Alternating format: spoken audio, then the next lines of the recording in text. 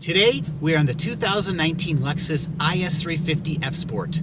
In the world of BMW 3 Series and Audi A4s, is this baby Lexus still relevant? Let's find out.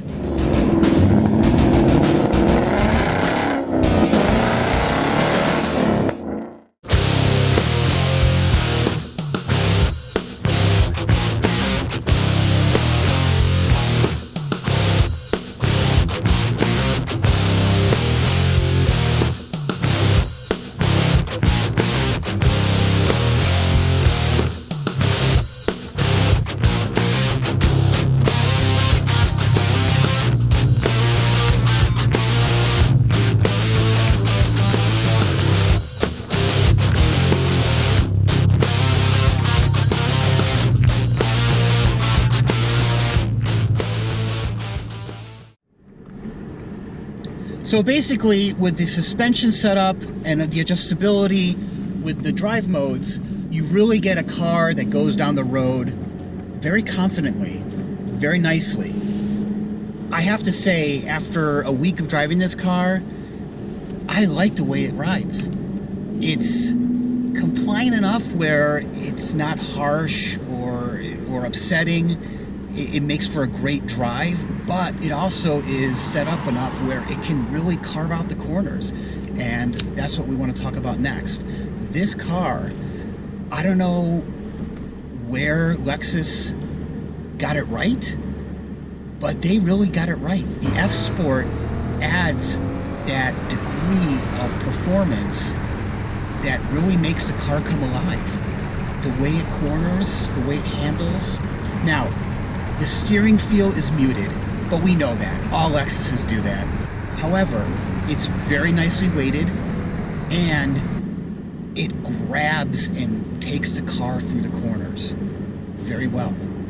And what more could you ask for on a near luxury performance car?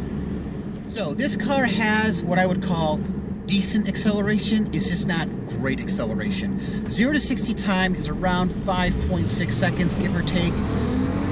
It does make some wonderful noise as it's accelerating from the 3.5 V6 311 horsepower engine, but it just needs to be a little bit quicker. I would like to see a even 5-second acceleration time. It just doesn't have that push you back in your seat feel as you're accelerating. Give you an example right here, merging into some traffic. So makes some great noise. It moves, it's just not killing it. It needs to be a little bit faster in this segment, a little bit quicker. Braking, no complaints. The car brakes very well, very linear, great brake feel. They're just great brakes. Now, are they track tested where I can do repeated stops over and over again? Probably not. You're probably going to have to upgrade your brakes as you would with any street car if you're going to do track use. But I will say the brakes are really, really nice in this car. No complaints for me on that. So it is now snowing in Chicago, so what better opportunity to take the IS350 out on the snow and see how it behaves. This car has the all-season standard tires, so you kind of get an idea of what the car will do right off the dealer lot. And fortunately, the snow hasn't been plowed yet, so we can get a nice fresh coat here. Now, traction control is on. Acceleration, really strong. You can see that even in the snow.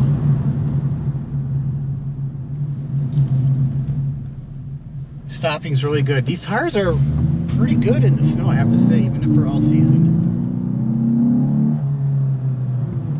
Let's see on a turn here if we get a little bit of oversteer, little understeer. And no, the traction control really kicks in and keeps you in line. Turn over here. A little bit of understeer, but not bad.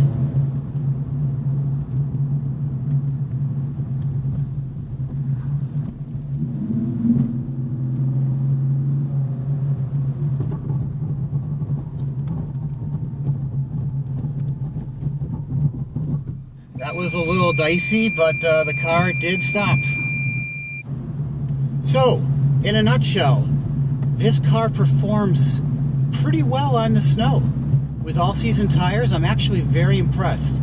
Now, we don't have 3 or 4 inches of snow here. This is sort of a dusting, but gives us a really good idea of how it behaves and what's going to happen to you in the situations when snow starts to fall.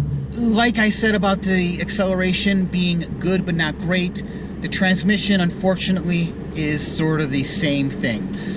This is the all-wheel drive version of the IS350, so it has the 6-speed automatic. The 8-speed automatic, unfortunately, is just reserved for the rear-wheel drive version. And it's a shame, because the 8-speed is much quicker at changing gears. It's got better upshifts, better downshifts, and you feel it's got that nice punch between gears. The 6-speed is more sluggish, doesn't do as good of a job, and it's really a shame that you have to compromise that transmission in order to get the all-wheel drive. It almost doesn't seem fair. But unfortunately, there's obviously something going on there that only the 6-speed works with the all-wheel drive, and so we're gonna have to live with it. Which leads me to another little gripe that I have, and that is, in a very typical Lexus, it won't hold the gear that you're in. No matter what you do, if you start to redline it, it will shift for you. It's not gonna let it hold that gear. Obviously, you don't want to ruin your engine, and I get why Lexus does that, but when you're really doing some aggressive driving or some mountain road driving or even on the track, you want to be able to hold those gears without the car shifting for you. And that's both on upshift, and it will also downshift if you start going too slow for the gear that you're in. So again, I get it, but I wish that maybe Lexus would have kept that for the sport mode, but when you shift it to Sport Plus, it would really let you hold the gears. Unfortunately, in this version, they don't. So at the very beginning of this video, I asked if this car was still relevant. It's in its 3rd generation, pretty much at the end of the line. There's rumors that 2020, the car is getting a completely clean sheet design. So why even bother with a 2019 IS350 F Sport all-wheel drive? Great question. And the reason why I believe the car still is relevant is because it does offer that executive sedan style smoothness, quietness, and comfort. At the same time, with the F Sport package, it gives you that sports sedan feel and performance all in one package, which is really hard to do with any brand, let alone with a brand that's been known forever to make very comfortable and luxurious cars. After just 2 minutes of driving in this car, you can really see that Lexus was gunning for the Germans. Everything about this car, from the way it handles, from the way it rides, from the way it turns, corners, the steering feel, everything about this car is very German-esque. And actually, that's a great thing. And I think Lexus really did what they set out to do.